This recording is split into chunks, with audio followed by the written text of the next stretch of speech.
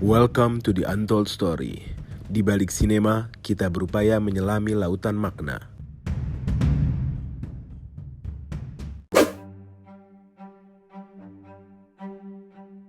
Berhenti berharap artinya berhenti menerima perubahan. Berhenti menerima perubahan artinya berhenti menjadi bagian penting dari realitas. Berhenti menjadi bagian penting dalam realitas artinya siap untuk tersisih. Nah, saatnya kita bangun istana pesimistis dalam pikiran semua orang. Jangan biarin orang-orang optimis itu menang dan menguasai dunia. Dia nggak berhenti pada cita-cita, bahkan cita-cita sama dia diinjek untuk dia sampai pada harapannya. Karena kalau lo lihat Andy Dufresne, semua syarat untuk bahagia, gue belajar dari Andy Dufresne. Jujur gue belajar dari Andy Dufresne. Syarat untuk bahagia diantaranya adalah gigih. Ketekunan.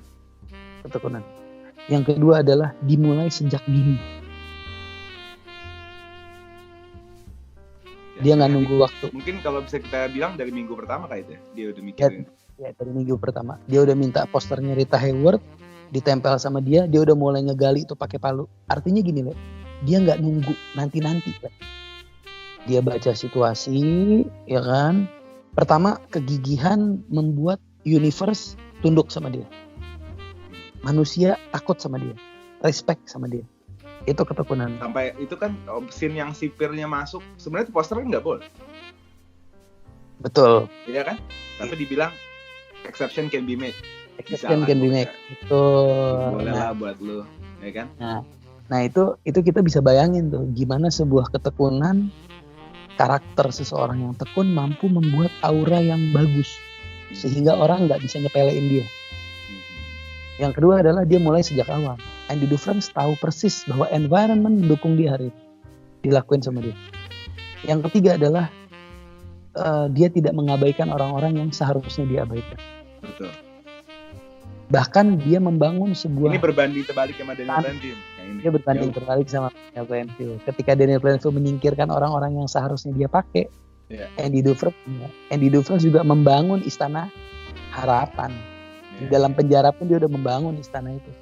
Sehingga itu kalau Kingdom of Hope bisa tuh film. Pantas banget. Bisa. Pantas banget. Sangat pantas dibilang Kingdom of Hope, kerajaan harapan. Karena gini Le, kalau misalkan gue pikir-pikir gini Le, kalau misalkan gue berteman sama Andy Dufresne di dalam film itu ya, Andy Dufresne ngeselin gue gitu, bikin gue kesel. Gue bakal ngebangun orang buat ngehasut. Gue bakal ngehasut orang untuk dia. Apa yang dia bangun sebentar hilang. Iya. Tapi dia membangun sebuah environment yang tidak hipokrit. Itu mahal ya. Membangun environment orang-orang yang laki banget. Dalam konsep membangun environment yang non hipokrit atau yang tulus kepada dia ini, apa senjata dia menurut lo? Dianya tulus juga. Dengan ketulusan yang dia punya. Dengan ketulusan yang dia, itu yang dia lakuin. Dia akan lakuin segala hal. Ketika dia bisa lakuin, akan dia lakuin. Lo lihat, Andy Dufresne adalah orang yang tidak pernah menyia-nyiakan kesempatan. Ketika dia datang, dia ngelihat anak muda nggak bisa baca, langsung diajarin baca. Ketika dia bisa ngurusin pajak, lo lihat nggak sih gimana dia ngambil kesempatan di setiap kesempitan? Iya. Begitu dia ngelihat si kapten yang itu yang scene di rooftop itu, yang pajak. Itu dua-duanya dimenangin sama dia. Si satpam dimenangin, teman penjara dimenangin juga sama dia. Teman penjara dimenangin juga. Ngeri nggak? Ngeri nggak? Dua-duanya dimenangin sama dia. Iya. Nah itu yang gue bilang, dia membangun sebuah environment yang positif untuk dirinya. Makanya kan orang tidak mungkin bisa menjadi apa-apa kalau dia hidup di dalam lingkungan hipokrit, di dalam lingkungan orang-orang malas, di dalam lingkungan pecundang. Orang nggak bakal bisa jadi apa-apa Le. Kecuali lu cuma dua pilihan lu merubah mereka supaya mereka punya semangat, punya harapan, jadi baik, atau lu cabut. Nah, Andy Dufresne kebetulan yang bisa merubah. Ya kan? Andy Dufresne bisa merubah itu. I see. Ya baik lagi sih, menurut gue Andy Dufresne itu salah satu senjatanya selain ketekunan, kegigihan, juga dia itu menurut gue self respect. Iya. Ini yang jarang orang punya gitu. Artinya lu tuh hargain diri lu. Ngerti nggak? Beda ya sama sombong tuh beda. Tapi self respect. Betul. Karena banyak sekali kan problem kita nih misalnya millennials itu kan overthinking, depresi itu kadang-kadang berasal dari tidak ada self respect kalau menurut gue. Iya. Ngerti nggak? Minder. Ya kan? Minder. Bro, lu you've done so much dalam hidup lo. Ngerti nggak sih? Nggak perlu minder, ngerti nggak sih? Semua orang punya sisi cemerlangnya masing-masing gitu kan, sisi yang bercahaya masing-masing gitu. Dan Andy Dufresne tahu itu dari dirinya. Ya. Satu, dia tahu bahwa dia nggak ngelakuin itu, nggak bunuh istrinya. Kedua, dia tahu bahwa dia mampu bermanfaat bagi lingkungannya. Artinya di lingkungan penjara itu kan yang punya pendidikan akademis, apalagi keuangan kan dia. Ngerti nggak lo? Dan gue bisa pakai ini gitu. Iya. Sama dia. Beda kalau Andy Dufresne masuk penjara, terus ya ampun kenapa Tuhan kayak gini sama gue? Gak bakal semua terjadi. Iya. Mungkin dia menyendiri jadi orang gila sampai selesai, iya kan?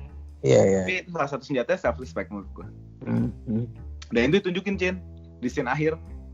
Ketika dia berangkat ke Zihuan Tanah Hill. Ya, itu kan ditunjukin bahwa gue boleh bermimpi dong. Iya, betul. Gue ini bukan penjahat. Boleh dong gue bermimpi, ya nggak?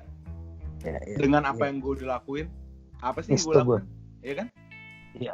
Gue hampir miss self respect kalau di dunia nyata itu sudah jadi konsep orang sukses.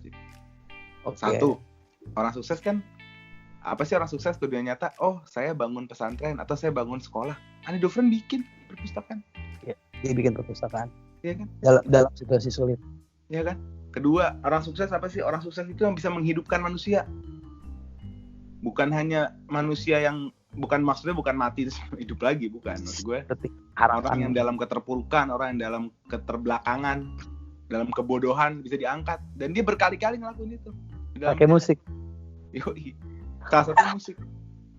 Gue inget banget waktu satu orang bilang, lu nggak masuk akal nyetel musik di sini. Kata Andy Dufresne, justru musik yang paling masuk akal. Asik. Ya, itu mungkin dia sadarin bahwa kehidupan isolasi kayak gitu tanpa seni itu bahaya gitu. Terus seni itu kan powerful, Jin. Iya. Rongga-rongga kesumpekan, rongga-rongga keraguan itu bisa kebuka semua. Le, perasaan lo gimana, Le, waktu ngelihat adegan dia nyetel musik didengar sama satu penjara di saat orang lagi nyapu? Gila. Tintik. Kan gue awal nonton ya, kalau sekarang nih misalnya gue nonton 2-3 kali, gue tahu dia modal 2 bulan. Kan dari dia 2 bulan masuk yang ruangan sendiri tuh. Maksud gue kalau suruh 2 bulan, Cin, kagak deh gue. Lebih 2 bulan, bos, gelap-gelapan sendirian. Gue nangis di adegan itu, Le. Gila ya. Gue nonton Shawshank tuh berkali-kali dan gue nangis tiap adegan itu. Nggak tahu kenapa. Paling bagus menurut itu adegan.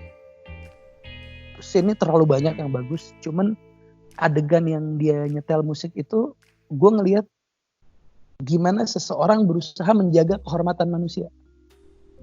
Poin itu yang gue lihat. Jadi rela ngasih dirinya kan? Iyalah. Pada resikonya. Dia mengorbankan dirinya untuk menjaga kehormatan manusia. Dari apa sih, Le? Dari kegilaan, Le. Orang udah hampir gila, Le. Denger musik batal gila. Iya. Ngeri, Le. Itu ngeri, Le. Andy Dufresne itu ngeri. Gue sih rekomen banget lah untuk semua orang. Jangan pernah nonton film, jangan ngomong pernah nonton film deh kalau belum nonton Shawshank. Iya. Dan Shawshank itu 2-3 kali itu bakal dapat nilai baru terus. Selalu baru. Iya, selalu. Gue nggak tahu sih ini apa Frank Darabont apa memang Stephen King, karena gue belum pernah baca bukunya ya, karya tertulis. Dua-duanya adalah orang yang spesial. Iya. Dua-duanya orang. Artinya kan gue pernah, kita kalau kita nongkrong setelah waktu, gue bilang, Cin, tapi film bagus memang banyak kan, secara yang kita bilang sinema lah. Iya. Yang karyanya secara directing top, acting performance-nya top, produksinya top tuh kan banyak. Tapi film yang punya soul, yang punya ruh itu loh. Iya, ada ruhnya. Jarang gitu. Film ada ruh. Jarang. Dia auto playing kalimat-kalimatnya, nasihat-nasihat. Ngegerakin lo gitu. Betul. Lo diketuk, bangun. Gitu. Keren. Coba gimana, Le, buat teman-teman Morfeo, Le? Iya, kalau menurut kalian gimana? Shawshank. Apa sih nilai yang kalian petik? Gitu kan. Kalau gue jujur sebenarnya banyak Ya, tapi mungkin karena gue udah lama nggak nonton jadi agak miss, tapi gue yakin kalau gue nonton banyak banget yang bisa gue petik dan kalian pun bisa memetik itu juga. Coba kalian share di kolom komen, kita bisa ngobrol apakah ada hal di sana yang berkaitan dengan hidup kalian relevan atau bisa kalian jadikan pijakan untuk berubah gitu kan. Ya. Terus juga tadi kita sempat bahas beberapa film lain, ada Divines, There Will Be Blood, itu juga film yang bagus banget. Layak ditonton. Karena bicara tentang bagaimana orang menggapai cita-cita. Tapi di konsep dua film itu, dua-duanya bisa dibilang tidak bahagia di ujung gitu. Beda sama Shawshank gitu. Tapi tetap bisa kita petik gitu loh. Jadi tolong kita ngobrol, coba share di komen apa yang kalian pikirin menurut kalian. Menurut lo gimana, Cin? Menurut gue, hope is a good thing. Maybe the best of things. And no good thing ever die. Gila. Any different tuh ya? Any difference. Itu Red baca di bawah pohon getar. Bawah pohon gemetaran. Dan kan, di situ Red Red, dia kan? Karena dulu dia pernah ngomong sama Andy Dufresne. Lu jangan berharap deh. Dan Andy Dufresne bilang, maksud lu gak usah berharap biar jadinya kayak Brooks. Oh iya. Dan di situ Red sadar bahwa Andy Dufresne adalah orang yang menepati janji. 1 poin lagi, Le. Kalau mau jadi orang sukses, mau jadi orang bahagia, tepatin janji. Iya. Terakhir dia menepati itu kan. Dia bawa Red ke pulau itu. Dia menepati. Gue nggak bayangin kalau si Andy Dufresne nggak jadi keluar. Si Andy Dufresne keluar atau gimana, terus si Red kesana nggak ada batu, nggak ada tuh itu. Iya. Kesian Untuk Andy Dufresne-nya, dia menepati janji di saat nggak ada yang perlu dipertanggungjawabkan. Janji itu orang dia udah kabur kok, tapi dia tetap menepati janji itu. Itu mahal. Itu berarti karakter loh. Itu karakter. Dan dia nggak perlu bayar apa-apa kan sebenarnya. Dia nggak perlu bayar apa-apa. Orang Red juga nggak 100% percaya kok. Bisa dibilang fair kok. Artinya lu kasih gue sesuatu, gue juga kasih lu sesuatu. Udah. Iya kan? Harusnya kan. Harus. Tapi tetap dia kasih something special buat sahabatnya. Nah itulah sahabatku. Jadi kita biasakan kita perhatian kepada sekitar gitu kan. Karena dengan ketekunan, ketulusan hati, mungkin alam ini berbeda nanti bergeraknya di sekitar kita kan. Jadi gue tutup dulu Cien hari ini. Such a good segment. Lagi. Episode hari ini gue seneng banget. Kita bisa ngobrol deep banget. Iya. Ini kebetulan malam gue jadi bisa mikirin apa yang kita omongin. Jadi tujuan dari segmen Untold Story itu diantaranya adalah mengajak para pecinta film untuk merefleksi makna-makna. Supaya kita nggak hanya sekedar nonton. Tapi kita juga dapetin pesan-pesan yang alhamdulillah kalau kita bisa terapin dalam kehidupan sehari-hari dan bermanfaat. Why not? Betul. Kita bakal ngeluarin segmen-segmen kayak gini lagi, khusus Untold Story. Bakal berbicara pada konteks-konteks yang lain juga. Jadi kalau mungkin kalian punya saran episode nanti abisnya apa, boleh tulis di comment section. Kita open discussion. Bakal balas, kita open. Thank you banget, Cin. Lo datang lagi ya. Gue juga thank you. Pasti. Semuanya hati. Iya. Selalu sehat, jaga diri. Mudah-mudahan dalam beberapa episode ke depan udah bisa podcast live. Langsung tatap mata, ya kan? Amin. Ya udah, gue tutup aja ya. Yep. Gue oleh Alatas. Dan ini Acin Mudor. Kita ketemu lagi di next episode. Peace out.